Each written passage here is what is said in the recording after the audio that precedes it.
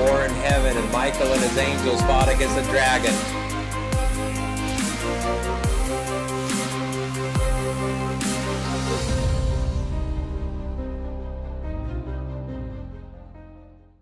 At this junction, this is our second lecture on something which is not in the book of Leviticus 23. And it's part to be called a holiday. But it is very important day in Jewish calendar. The day of fasting and mourning. You wonder what it is, and you may be thinking, am I going to talk now about Yom Kippur? And the answer is no. I'm going to talk about the 9th of Av. Ooh, what in the world it is. Or even more Hebrew, Tisha B'Av. This type of day of fast occurs usually in the summer. If you remember the calendar, to this month is called month of Tishri. That is the 7th month. We're going back before, which is basically August. It's Tammuz. And the previous month is called Av. And some of you may hear the name Tammuz and may cringe at this. Oh, isn't this about the pagan sun god Tammuz? Yes, it is.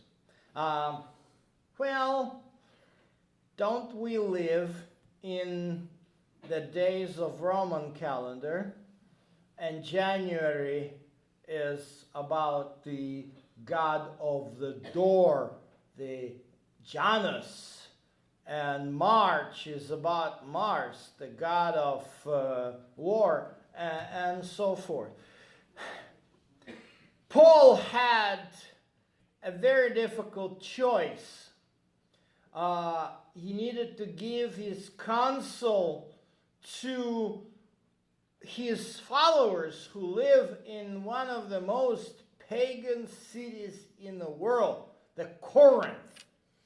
And the problem with Corinth was you couldn't go to a simple restaurant there. It's not like you can go Olive Garden and just have your, eggplant parmesan with fettuccine alfredo.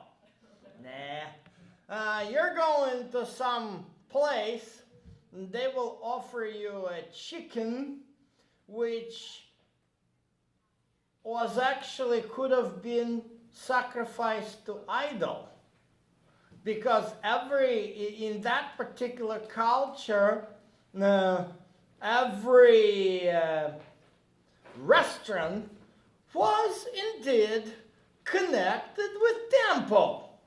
It was very customary for the restaurant owners to actually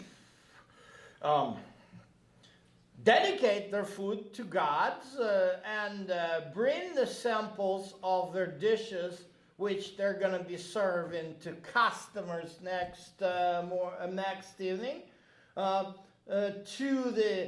in front of the statue of a deity and ask the deity to bless them. Well, Paul had a very serious choices to make.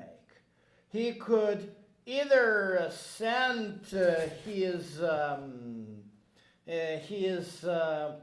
followers on a kind of a very fanatical road where they would have to built a secluded community where they could have their own butchery there. And actually, Jewish communities had built it that way.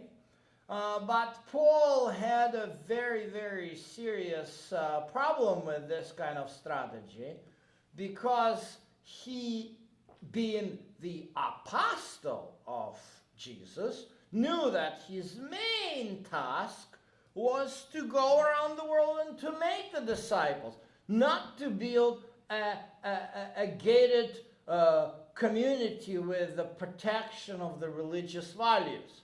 So that is making the life very, very, very challenging. On the one hand, we do not want to be associating in any way, shape, or form with any kind of paganism. But on the other hand, what are you going to do? Does anyone ever owned a Mazda vehicle? Yeah? Are you aware that Acura Mazda is one of the Japanese deities? What are we going to do with this? Yeah? See, there are challenges. And it's always a fine line.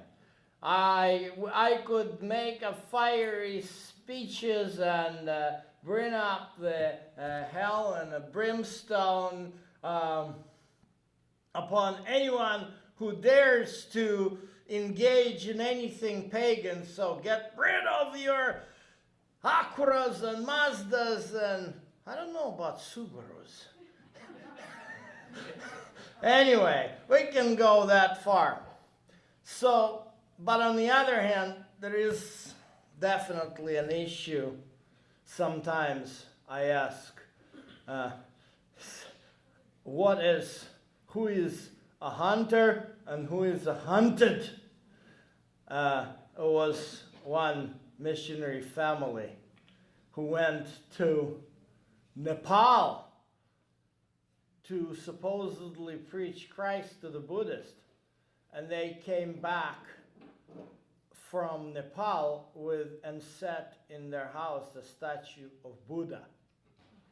Who is hunter and who is hunted on this particular instance? So we got to be very careful. On the other hand, as we will see, the Bible, in other words, going back to the point, Jewish calendar today does use the Babylonian names, for bad or for good. But this was the result of Jews being in Babylonian captivity, plus it was the result or impact of Babylon on the world standardization system. Neo-Babylonian Empire was the biggest guy on the block. Everybody wanted a trade, and when you need a trade, you need to have some synchronization of time. So did Rome. But let's go back to what this 9th of Av is all about. So let's take a look at the book 2 Kings chapter 25, verse 1. Now it came to pass in the 9th year of his reign, that's talking about the king Zedekiah, in the 10th month, look at this, 10th month, which is, that's how very often in the Bible they will use it. So this is the 7th month, and so 8th month will be Heshavan, 9th month will be Kislev, and the 10th month will be Tebet. So in the 10th month, on the 10th day of the month, that Nebuchadnezzar, king of Babylon, and his army came against Jerusalem and encamped against it, and they built siege wall against it all around. So city was besieged until the 11th year of King Zedekiah. By the 9th day of the 4th month, the famine had become so severe that the city that there was no food for the people in the land. You may wonder what this picture is all about. This picture was taken in the middle of what is known today as Jerusalem, or Old City Jerusalem. And these stones represent the remains of the first temple period wall. And this is what we're talking about. We're talking about the end of the first temple, which is basically the 9th year of the reign of Zedekiah, which is 587 or 586 BC. So let's keep reading the story. And by the way, as you can see here, this is how Jerusalem of the first temple period looked like. So the temple was right here. The palace that David built for himself was here. Here used to be a Jebusite city, and I can talk long talks about all this. I love to take my tourists to the city of David and drag them through several tunnels built since the time of the Canaanians.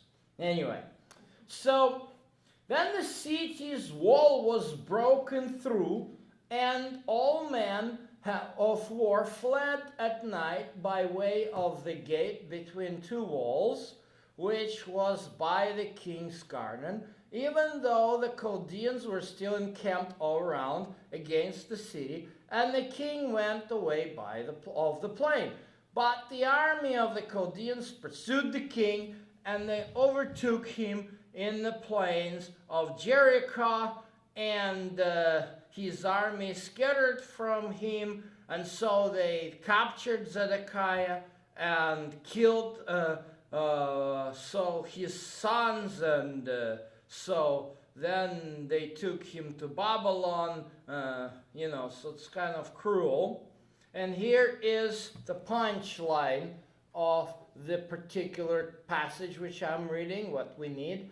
And in the 5th month of the 7th day of the month, which was the 19th year of King Nebuchadnezzar of Babylon, Nabuzaradan, the guard, a servant of the king, came to Jerusalem.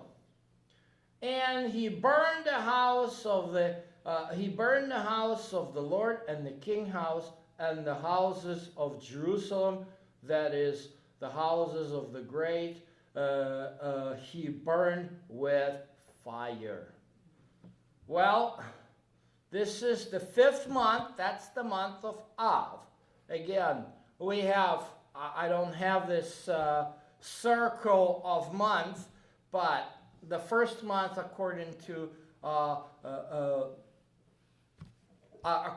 Exodus 12 is Nisan, which is spring, or Aviv.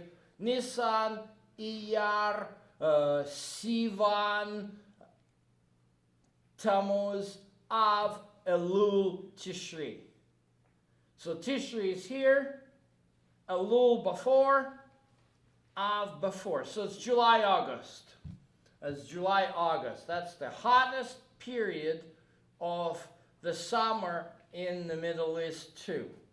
I don't want to go there at this time of the year. I prefer nice in Northwest, especially by the ocean. All right. The book of Jeremiah is also telling a similar story, and they give a little bit of different days. So this is the 5th month, the 7th day, right? He talks about the 5th day of the 9th day of the month. And by the way, the book 2 Kings and the book of Jeremiah, it's the same author. Most likely the Baruch, the helper, the assistant to Jeremiah. He completed the last scroll of Jeremiah. Remember the first scroll. Jeremiah wrote the book and read it in front of the uncle of Zedekiah, Jehoiakim. And Jehoiakim tore it apart. And so it was his helper, Baruch, who had to restore the book. And apparently, Baruch was the one who put together the book of Kings, which provides some history. And so here in Jeremiah 52:12, these are definitely from the pen of Baruch, because Jeremiah finished his speeches in chapter 50. Now, on the 5th day of the 10th day, 5th month, the 10th day of the month. Well, the Talmud, and again the same story about burning of the house. So the Talmud explains it that the 7th day and the 10th day, basically the harmonization is that it's not possible to actually burn the entire city within 24 hours. So Jeremiah gives the last day, and the book of Kings gives the first day. So it's over a 3-day period, roughly. This is how, the fire was raging, and this temple built by Solomon had been burned. And so the result, Jewish tradition sees the day of the 9th the 9th day of Av as the anniversary of the destruction, first of all, of the first temple. And in Babylonian captivity, apparently they had been fasting and mourning over that, which was actually good for them. It was good. We will talk about this a little later in our lecture, but we will discover that the reason why Nebuchadnezzar did what he did, both prophets, Jeremiah and Ezekiel, who ministered at that time, they were talking about the horrible, horrible idolatry which prevailed in Jerusalem and Judea. And so it was God's punishment for idolatry. However, it is interesting that we can see how in Babylonian captivity, Jews realize that they done wrong. We know for a fact that after the Babylonian captivity, idolatry was not an issue. It was eradicated. There was no question about worshiping some kind of other gods, sins for the Jews.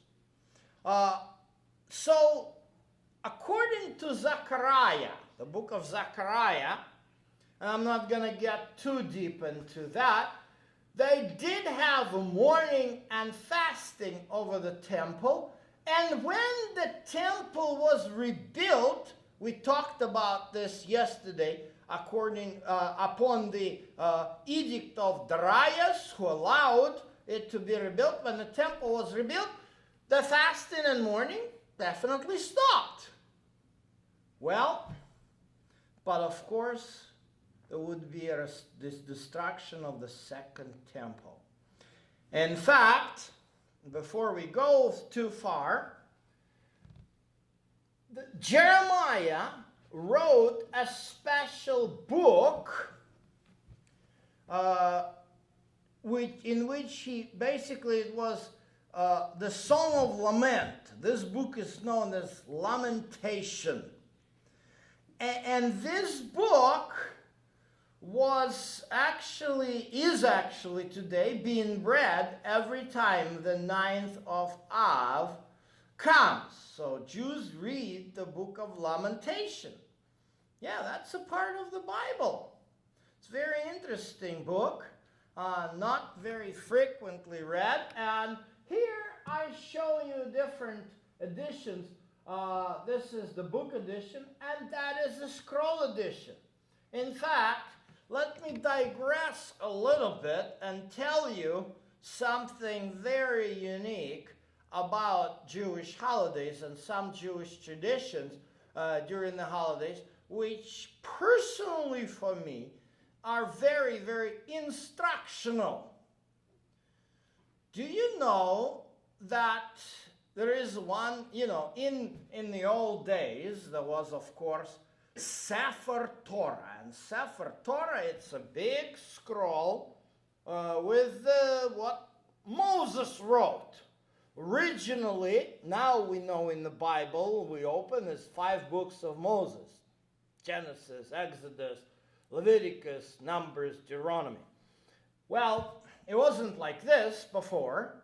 Moses just wrote, as the book of Deuteronomy 31 says, he finished the book of the law. In English, the book of the law. In Hebrew, it's Sefer Torah. Well, Sefer, it's a scroll. But it's a big scroll.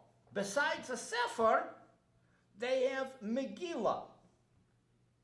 Megillah is a small scroll. Technically, the difference between Megillah and Sefer is that big scroll has 2 rollers. Megillah is small, thus it has 1 roller. And there are 5 Megillot. You have 5 parts of a Sefer Torah, and you have 5 Megillot. So that's kind of very interesting how the Bible, the Hebrew Bible, has been composed. And each of these 5 Megillot are studied and read during different holidays. Starting with Pesach, we have Shir HaShirim, the Song of Songs. Then we come to the Shavuot, and it would be absolute sin not to study the book of Ruth. Do you know why? Because the book of Ruth is talking about how Boaz and Ruth fell in love during the wheat harvest. And that's what Shavuot is. So it's absolutely clear that their wedding happened after the Shavuot, as soon as the harvest was finished. And so that's why the book of Ruth is read. Well, then you have the 9th of Av. These are 2 holy days in summer. It's not possible to call the 9th of Av as a holiday, but it's definitely a set day, a holy day of fasting. And during this day, the book of Eicha, or Lamentation, is being studied. And of course, we go to the high holidays. And there, you cannot miss the book of Ecclesiastes. Everything will be brought to judgment as Ecclesiastes concludes. And Purim, we talked about it enough yesterday. That's, of course, Megillat Esther, this scroll of Esther. So, what about the day of 9th Av? Why did it come back? Well, take a look at the Mishnah, Tractate Tanit, and Tanit means fasting. So this is what Rabbi Judah Hanassi, the editor of Mishnah, in the 2nd century, Mishnah was completed around 200 AD. So this is what he was talking happened on the 9th of Av Some of it is traditional, we can't prove. Some of it is, yeah, that's what happened. So, the decree was made against our forefathers that they should not enter the land. Well, what's that supposed to mean? Number one, remember the book of Numbers, how they sent spies and how it caused the rebellion. It's hard to tell whether or not it is true that God said you're going to walk around the desert for 40 years. But, yep, that's what they believe. But now this one is the fact. The first temple and the second temple were destroyed. Yes, yes, yes. In 70 AD, the second temple was also destroyed on the 9th of Av. As it is the testimony, of course, in Josephus and also in the Talmud. So then Beitar was taken. Beitar is the fortress, which, by the way, it was the stronghold of Bar Kokhba rebellion against Rome in 135 AD.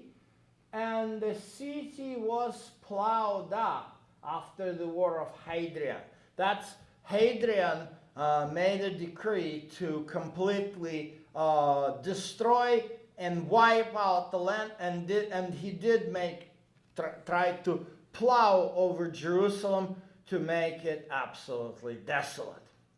That's the old document. That's what we're reading. These lines belong to the pen of somebody who was writing up definitely in the 200 AD, since the Beitar and the Hadrian is mentioned. So that conclusion is when Av comes, rejoicing diminishes. But take a look at this. Tisha B'Av throughout history. We just looked the destruction of the first temple, and of course, again, I want you to understand that there would be different Gregorian dates corresponding to it, but it's going to be the same Tisha B'Av according to Jewish calendar. And the destruction of the second temple, we just looked at this, but take a look. Jews were expelled from England. King Edward II, after the multiple accusations in blood libel, and I explained to you what the blood libel was, I hope you still remember, accusing Jews and killing Christian babies and extracting the blood from the heart of the baby to put for use in baking of matzah, the most outstanding and ridiculous ever lie. But it is because of that King Edward II expelled Jews from England, and France 16 years later followed the suit. It is very close to the 9th of Av, as you can see these days, that Jews were expelled from Spain. A famous edict of the expulsion of Jews from Spain, where Jews had only 3 possible choices: convert to Christianity, die, or leave the Spain. So that happened on the 9th of Av, or 7th of Av. I have to tell you more about Spanish Inquisition, because I know there is a temptation, some Christian preachers and Christians people to say, oh, they brought it upon themselves. This is God's punishment for their rejection of Jesus and crucifixion of Jesus. But talking about Spanish Inquisition, I have to tell you a prehistory. Jews actually helped Christians to retake Spain from the Muslims. Maybe some of you not aware, but for a number of centuries, I think for about 7 centuries, Spain, 2/3 of Spain, were basically occupied by Arabs and Muslims. And Jews lived across Spain. And when Christians went to reconquer a famous Reconquista that created the Spain as we know it today, when Christians went on the quest to reconquer Spain, Jews were helping them. Why? Because Jews lived in Iberian Peninsula for approximately 1,300 years. It is interesting fact in the history of Jewish diaspora. The Jewish diaspora started after the destruction of the first temple. Some Jews made to Egypt, running away from Nebuchadnezzar, and from Egypt they kept settling across Mediterranean until they made to Iberian Peninsula.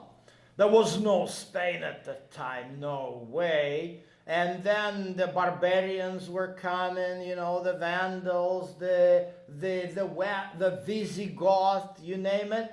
And then the Arabs were coming. And so Iberian Peninsula saw quite extensive people's movement throughout the first millennium especially.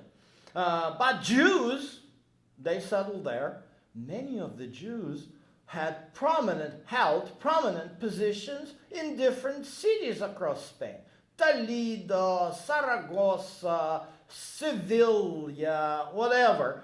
And so they were instrumental in helping these cities to open their gates to Christian king.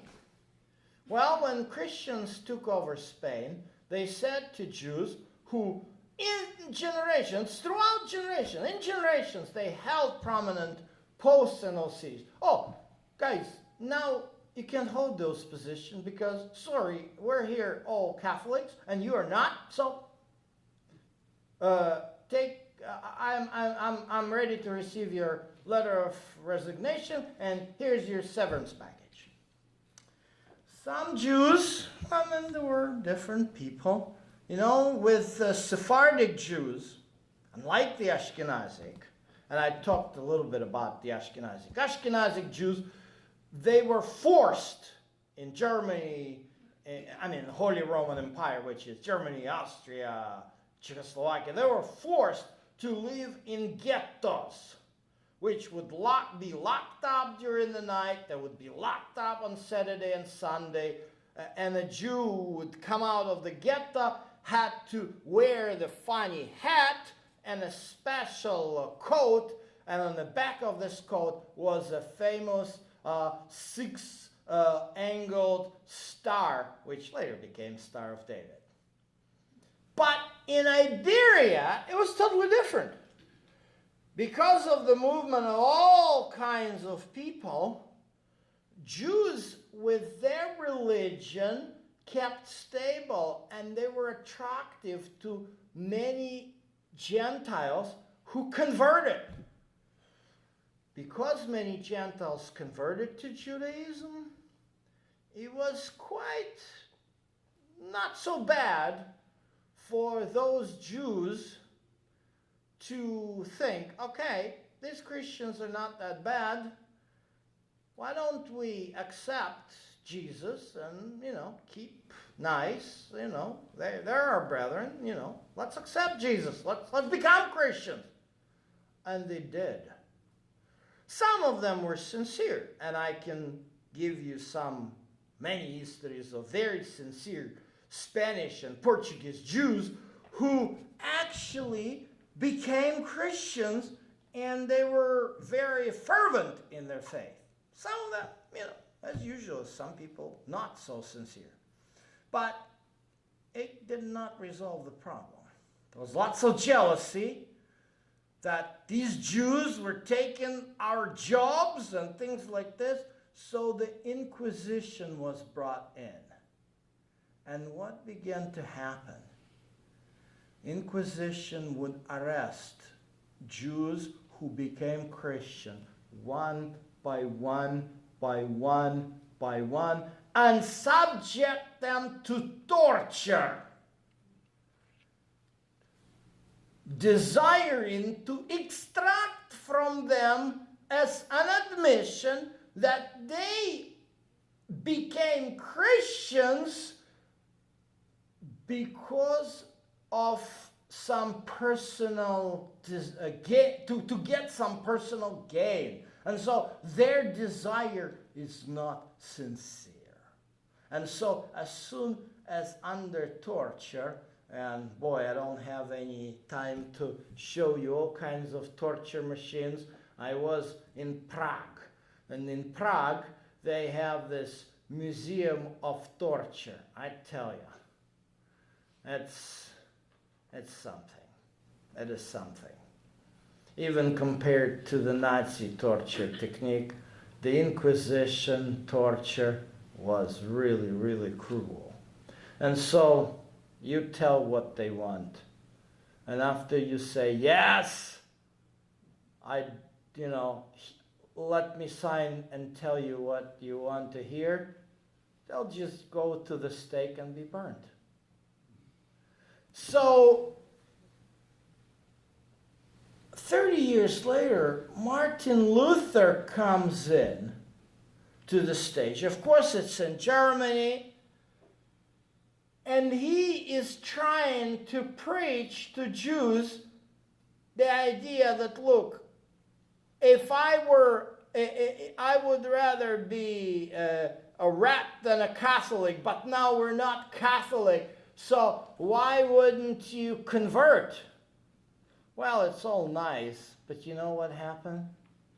Jews just 30 years ago been burned. Why don't they convert? They just don't trust. They just don't trust any of the Christians. And this is what the expulsion of the Jews from Spain is all about. And you probably read while listening to me another date, the final decision of the final solution that gave SS Commander Heinrich Himmler the carte blanche to carry out mass extermination, of which he exterminated 6,000 men, women, and children of Jewish ethnicity. 6 million. 6 million, thank you. And I repeat ethnicity because we talked about it yesterday. If you're a Jew who happened to have accepted Jesus as your Messiah, and you are considered Christian for Hitler, doesn't matter. You'll be killed. So, and then of course, the mass deportation, the beginning of the liquidation of Warsaw Ghetto, of which we do have a survivor story, Menachem Teilblum, who resided in Portland for the past days of his life until he passed away last September. And so, looking at this very, very, very gut-wrenching calendar or timeline, I beg a question. Is this an accident? Is this incidental? And unfortunately, I have to tell you that some people will look at these dates and realize, yes. And that's why I am, respecting that day. Because, yes, and I know there are many people who would unite with Jews over these dates in solidarity and sympathy. But I know that there are other people who will start pointing fingers and says, look, you see, they have reaped what they sown. They have sown the rejection of Christ, and now they reaped it through the fullness. Implying that it could have been different, especially look what I'm circling around. I don't count Hitler. I count here these expulsions, especially this. If they were Christians, it would not have happened to them. They should accept Christ. Now, they have to look at this, see that they were judged, and they have to accept Christ. Otherwise, something is going to be yet to happen to them. Hitler has not finished them, somebody else will finish. I heard, when I'm saying these things, because I heard speeches like that. I heard this kind of statements. And some of these people are very sincere Christians, but they're so ignorant. They think of the Jews in terms of the Jews throughout the Middle Ages and today in terms of the stories from the book of Judges. And they would quote, look, see, they again went away from the Lord, and God sent to them Assyrians and Midianites and Babylonians and so forth. You know what the difference is? Yes, when Assyrian pagans came to the gate of Jerusalem, and Rapsak, the general of the king Sennacherib, mocked and ridiculed God of Abraham, Isaac, and Jacob, Hezekiah the king did not bow down to the Assyrian God. He prayed to the Lord, and the angel saved. When Nebuchadnezzar, pagan as you can see, yes, he was, as we will see in a few minutes, he was the sword of God. And when he captured Jerusalem and took Jews captives, there were those like Daniel who not only stood up for their faith, but they even influenced Nebuchadnezzar at the end of their life, of his life, to accept Jesus. You see what the problem is? Nebuchadnezzar, Sennacherib, Midianites, and all these different enemies of the Jews, when they came to Israel and Judah, they came because God lifted up his guard and his protection over Israelites and allowed them to reap the consequences of being unprotected. But all these pagans didn't know about it. these people did not profess to be pagans. These people were Christians. These people knew what they were doing, and they were planning to take everything from Jews on the 9th of Av, to leave them without a crumb of bread, to make the point and make it more hurt. And what were they doing? Trying to preach Jesus to them? Do you see the difference? The difference between the biblical story of some Midianites or Ammonites ravaging Judea and Israel and the Spanish king or Inquisition coming and tormenting people, forcing them to accept Jesus, is like this. It's like, and then Christians who begin to say, oh, see, they're not accepting Jesus. Well,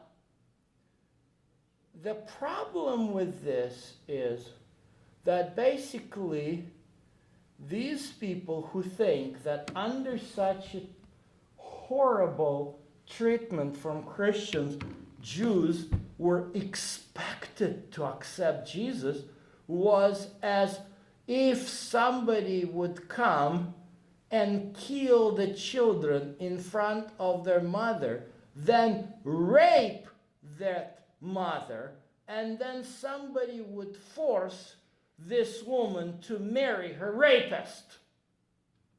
This is how Jews feel when some so-called Christians make this kind of preaching to them. Well, but that shows the side. You see, Tisha B'Av, honestly, I wasn't paying much attention myself to this day. Being a secular Jew, I was raised in a secular family. I've learned about this during my couple years period when I was attending the synagogue. But when I accepted Jesus, it kind of vanished away. And then, there's no symbol here of anything. There is no symbol of Jesus in the Passover, a symbol or given of the law. So I ignored that day until I began to hear these kind of statements and analyze the question, why Jews are not accepting Jesus, and seeing those Christians trying to explain the way of the sufferings of Jews, that they are not accepting Jesus, that's why they're suffering. This looks to me like this Job's friends. And this is why I speak about this day. Because the way how we, and by we I mean both, and by we I mean Christians who are Bible believing, how we look at these days, at these dates, determine whether or not do we have any heart for Jewish people. Do we want Jews to feel the love of Christ and finally accept loving God and their Messiah? Or do we want to just gloat and point the fingers at? Well, somebody may object. Wasn't the divine curse upon Israel stated even since they made a covenant on Sinai. Weren't all of these tragedies a result of their constant disobedience and being stiff-necked? Well, yes, I heard these arguments over and over, referring me back to Leviticus chapter 23. It is interesting that in the Torah we have two passages, one in Leviticus chapter 26, and the other one is in Deuteronomy chapter 28. Both passages are talking about two ways, about the choice that Israel could make. Choice to follow God's commandments and reap the blessings of the covenant, and choice to turn away from God's commandments and reap the curses of the covenant. And so let us just read. I'll just talk about Leviticus 26, starting from verse 3. That's what it says. If you walk in my statutes and keep my commandments and perform them. So the word if here is very important, especially in view of the fact that there is a big debate between different fractions within Christianity. There's one fraction which believes that God is unconditionally faithful to Israel. By this they mean all the Jews, and so Jews are predestined to be saved because God made a promise. Well, the other fraction is saying, look, but the promise is conditional. And they point to this if as a conditional, so obedience has to be. So let's keep reading. So if you walk in my statutes and keep my commandments and perform them, then I will give you rain in its season, the land shall yield its produce, and the trees shall yield their fruit, your threshing shall last till the time of vintage, and I'll give peace in the land, and you shall lie down, and none will make you afraid. I'll rid you of evil beasts, and the sword will not go through your land. Yes, that's the blessings. Now let's take the other side, the opposite. If you do not obey me and do not observe all these commandments, and if you despise my statutes, or if your soul abhors my judgment, so that you do not perform all my commandments, but break my covenant, I will do this to you. I will even appoint terror over you, wasting disease and fever, which shall consume the eyes and cause the sorrow of the heart, and you shall sow your seed in vain, and your enemies shall eat it. I'll set my face against you, and you shall be defeated by your enemies. Those who hate you shall reign over you, and you shall flee when no one pursues you. Kind of a strong language of covenantal curses, right? And then it continues, but if you do not obey me and do not observe all these commandments, or you despise my statutes, or if your soul abhors my judgment, so that you do not perform all my commandments, but break my covenant, I will also do this to you. I'll even appoint terror over you, and so forth. And if by these things is not performed, but you walk contrary to me, then I'll also walk contrary to you. I'll punish you Yet 7 times for your sins I'll bring a sword against you. I'll execute the vengeance. I will scatter you among the nations and draw out the sword after your land, and your land will be desolate, and your cities waste, and the land shall enjoy its Sabbath. And as for those of you who are left, I will send faintness into their heart in the lands of their enemies, and so you shall perish. That's the text which, unfortunately, some Christian ministers applied during the time of Holocaust. You see? You shall perish among the nations, and the land of your enemies shall eat you up. Could you imagine that? Well, I can tell you one thing. Christianity was bitterly split in Europe over the issue of Holocaust.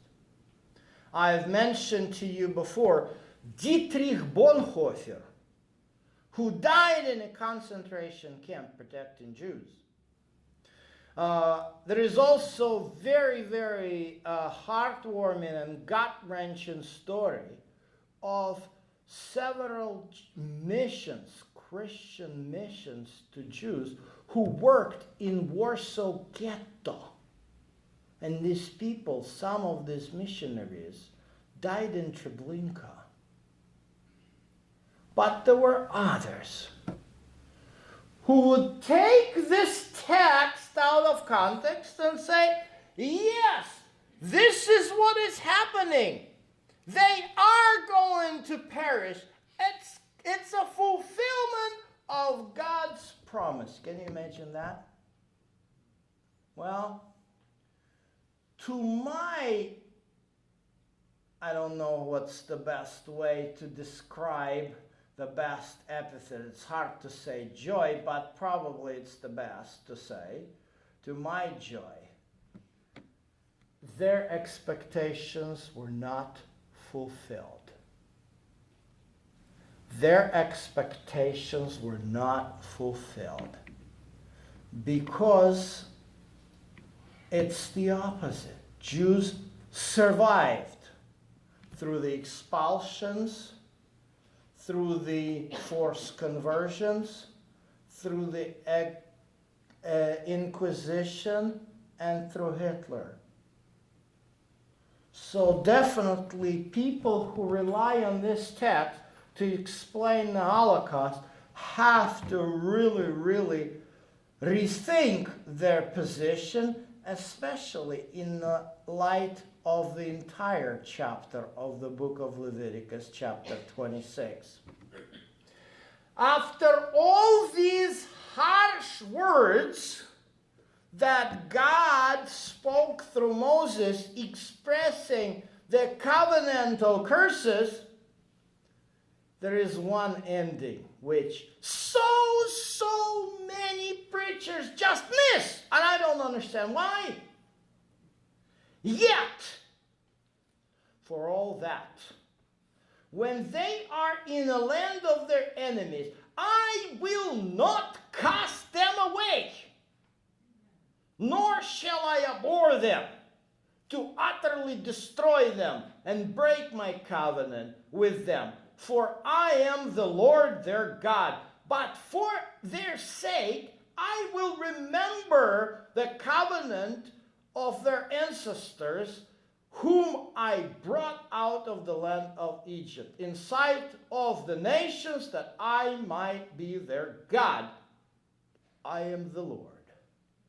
Amen. So, taking the words out of context is definitely wrong. And that's what I can tell you.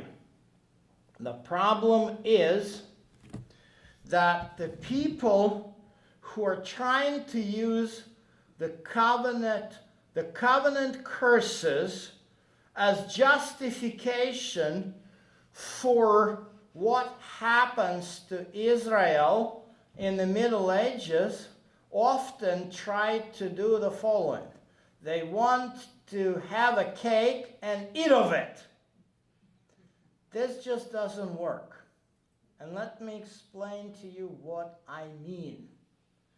What they're trying to do, they're trying to apply Leviticus 26 to the situation with the destruction of the second temple. And this is not just going to work. Because, yes, the covenantal curses did work in case of the first temple. Yes, God sent prophets, God sent enemies, all these stories we know, until finally there was a big dispersion and the land was desolate. And then God remembered the covenant. But can we, looking at the absolute clear biblical picture of the fulfillment of these covenant curses in the history of Israel before the exile and during the exile. And actually, it's completely fulfilled because, yes, in exile, Jews really turned around. They stopped being idolatrous, and so they came back to the land. They rebuilt the temple. But can the situation with the second temple be an absolute repeat of the first? I want us to take a look at some key statements in Leviticus 26, verse 1. You shall not make idols for yourself, neither carved image nor sacred pillar shall you rear for yourself, nor shall you set the engraved stone in your land to bow down to it, for I am the Lord your God. You shall keep my Sabbath and reverence my sanctuary. Take a look at Ezekiel chapter 8, take a look at Jeremiah, and you will discover that these things outlined in this particular passage, that's what Israelites failed to do. And that's the result. Yes, the Nebuchadnezzar came. Furthermore, if you walk in my statutes and keep my commandments, or if you disobey my commands. See, this is the focus of covenantal curses. Walking in the statutes, keeping commandments, idolatry. Take a look at the book of Jeremiah. It says here, for the children of Judah have done evil in my sight, says the Lord. They have set the abomination in the house that is called by my name and polluted. And they have built high places, Tophet, which is the valley of the son of Hinnom, to burn their sons and their daughter in fire, in which I did not command, nor did come into my heart. So they did horrible things during the time, especially 7th century. That's definitely a reference to the evil abominations that were carried out during the reign of King Manasseh. Jeremiah continues and says, behold, the days are coming when it will no more call the Tophet, the valley of the son of Hinnom. The corpses of the people will be the food for the birds, and I will cause to cease from cities of Judah and from the streets of Jerusalem the voice of mirth, the voice of gladness, the voice of bridegroom, the voice of bride, for the land shall be desolate. Do you see what's happening? We look at the covenantal curses in Leviticus 26, And now Jeremiah is an eyewitness prophet of what is happening. And this is exactly a fulfillment of what was happening during the time of Jeremiah. 7th century, 6th century. Jeremiah is very, very consistent. But look at what he says, what he also says. Then you will call upon me and pray to me, and I will listen to you.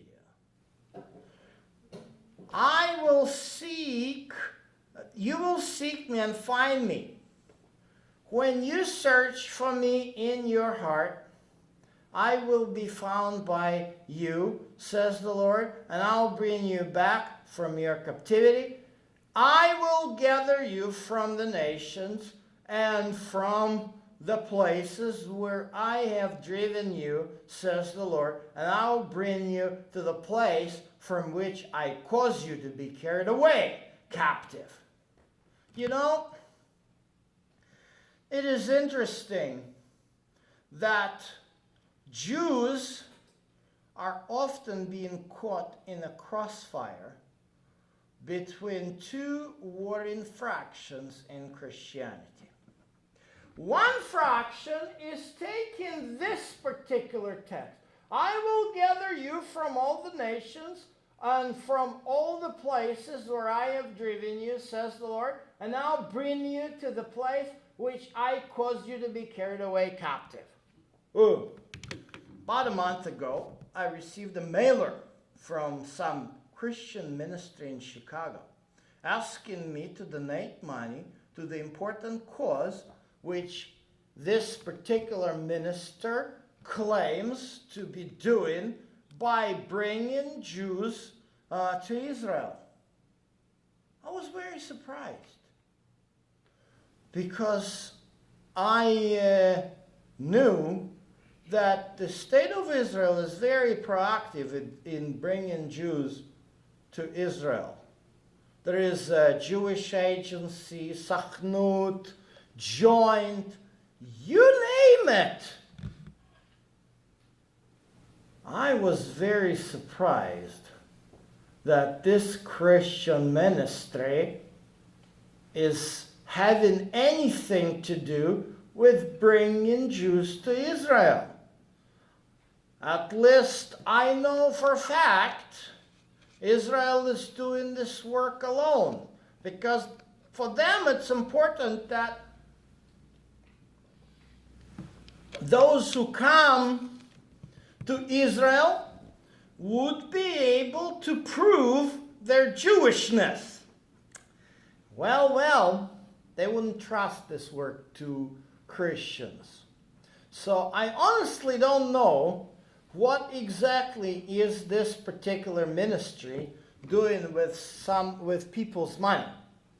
But the fact is that they lean on this verse, applying the words of Jeremiah, which were spoken regarding the Babylonian captivity. They apply it to today's time. Guess what?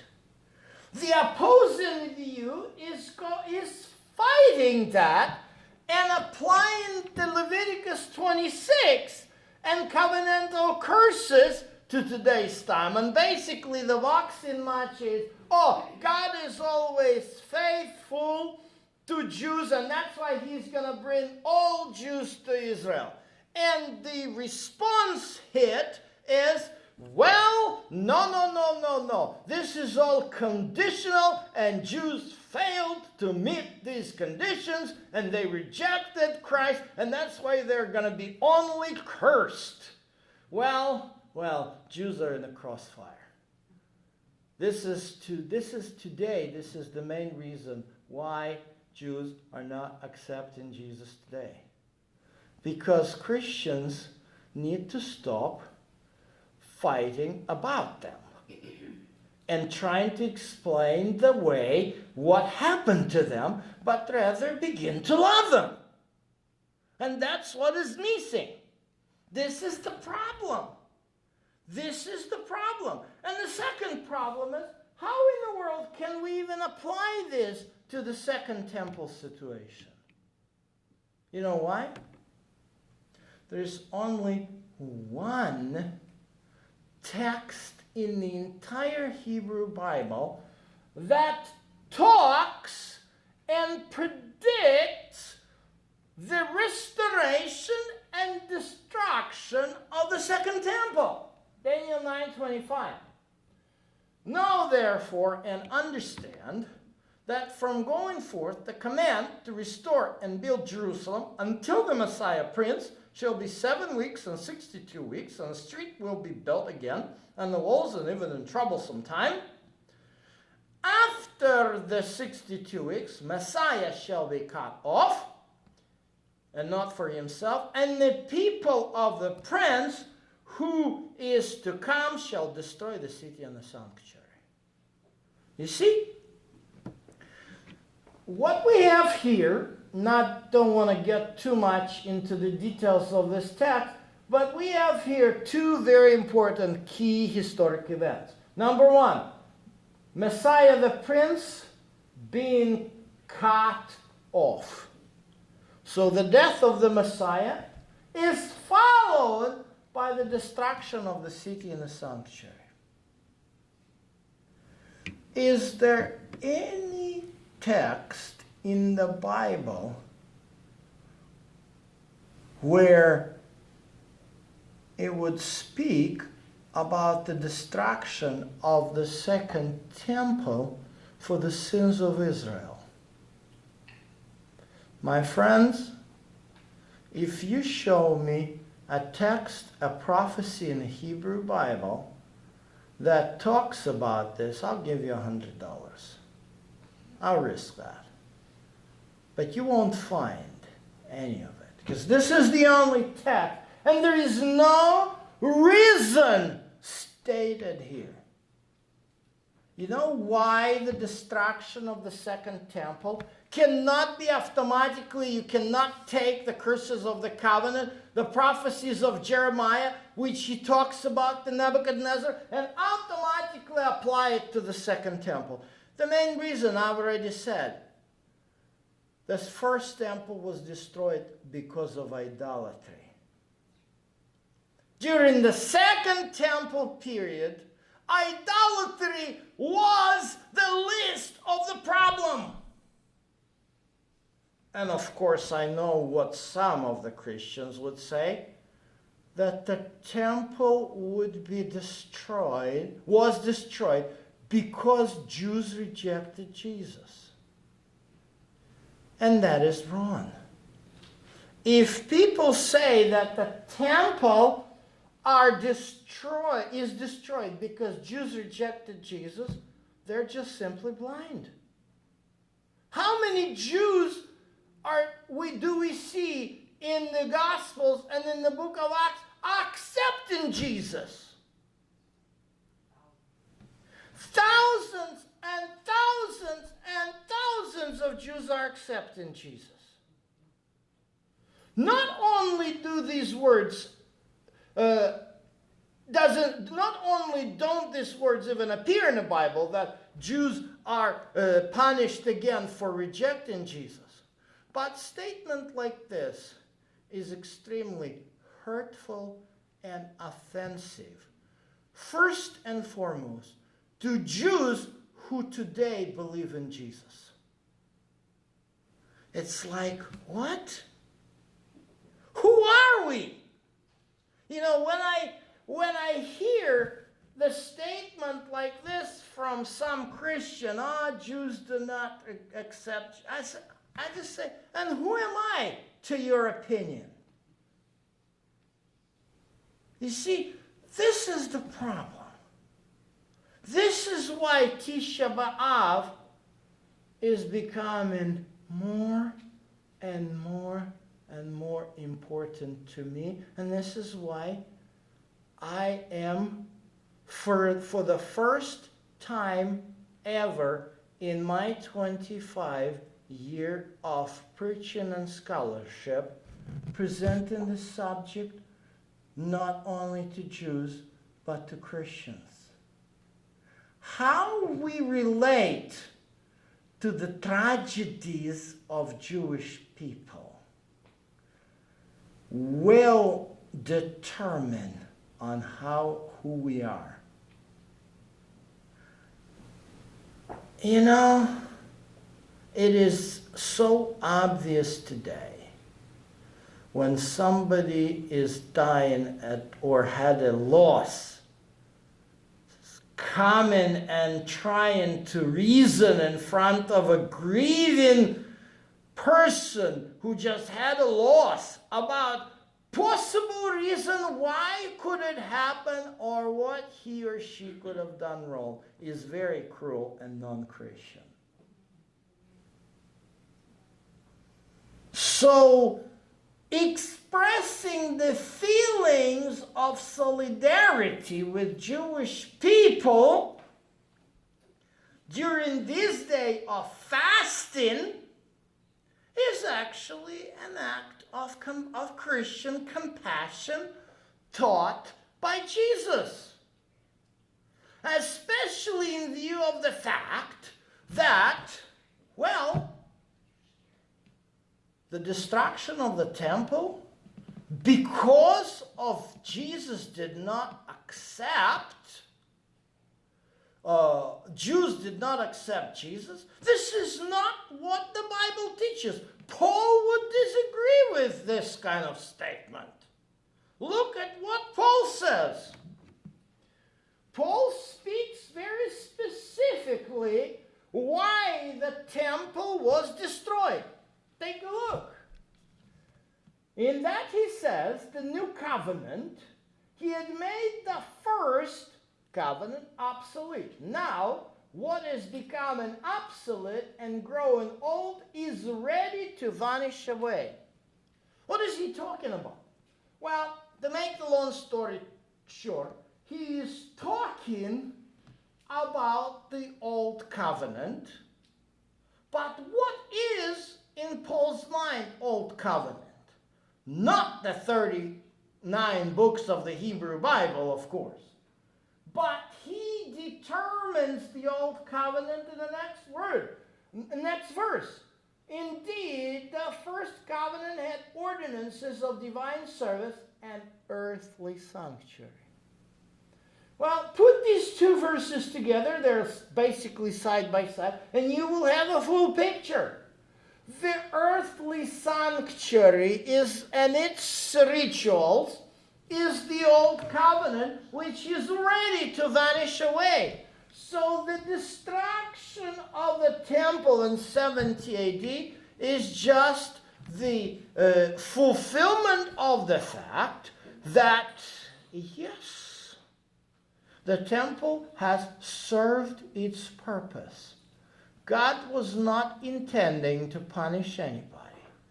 God was just using the unfortunate circumstances of the first Judean war to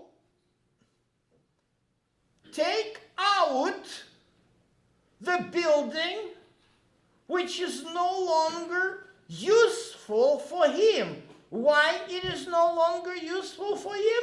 Because the same Paul in the same chapter of the book of Hebrews says, now it is the main point of this thing that we have such a high priest who is seated at the right hand of the throne of majesty in heaven.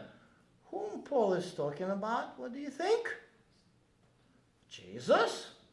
And this Jesus, take a look, is a minister of the sanctuary, the true tabernacle, which the Lord erected, not man. Oh, these are the words of comfort. Paul is sending the words of comfort to Jews who mourn the loss of the temple. He is basically informing Jews and non-Jews alike that there is actually a true tabernacle. In fact, going forward, he, in Hebrews chapter 9, talks about the old covenant sanctuary as the symbol of the present time which was to exist until the time of Reformation, at which Christ, high priest of good things to come, with great and more perfect tabernacle, not made with the hands, not of his own creation, not with the blood of goats and calves, but with his own blood, he entered the most holy place once and for all, having obtained eternal redemption. So you can see that Paul is actually not trying to tell his fellow Jews, oh, you bad guys, what have you done? You rejected Jesus. Now you're gonna face the punishment. No, on the contrary, he's preparing the epistles to Hebrews. He is preparing the people that when the sanctuary is gone, there is it's not the end of the world tragedy, because there is a true sanctuary in heaven with a true high priest. More so, John, the beloved disciple of Jesus, stands right by Paul in his vision. The entire apocalypse of John is all about the temple in heaven. John sees the menorah, which was actually carried away to Rome and disappeared. John even sees the Ark of the Covenant in heaven. The book of Apocalypse, together with the Epistle to Hebrews, are the words of comfort which the New Testament writers provide to Jewish people, and not only to the Jews, to give hope that there is something to look up to. Because there, in the heavenly sanctuary, High Priest Jesus ministers for us. Unlike the loss of the first temple, after which Jews fasted and prayed and mourned and changed their ways, the destruction of the second temple is different. The destruction of the second temple, however tragic it was, and I'm not going to get into all the circumstances, opens the way into heaven for everyone, Jews and non-Jews alike, to have cleansing of sins and receive salvation and be inscribed in the book of life. And that's the fall festivals, which I invite you to come and hear the lecture tomorrow. It is interesting that between Tisha B'Av and Rosh Hashanah, which is basically over 6 weeks, in the synagogues, the prophecies of Isaiah are read with the words of comfort. But it is Rosh Hashanah and Yom Kippur. If we understand their meaning, they bring the comfort to the true comfort, because they show the temple in heaven, which is a solution. So while the Tisha B'Av is a good expression of solidarity with Jewish people and their suffering, expression of love of God, but there is no reason to mourn. Because even though the second temple is destroyed, God has something greater and bigger. Amen? Amen. Let us pray. Heavenly Father, even though sometimes the life is not rosy and we go through tragedies and trials and sorrows and heartaches, we know that there is something much greater that you have in store for us. Lord, help us to trust in you, and help us to learn to be compassionate. By learning about all these tragedies which happen, help us to be empathetic and sympathetic and understanding and caring, because this is what Jesus teaches.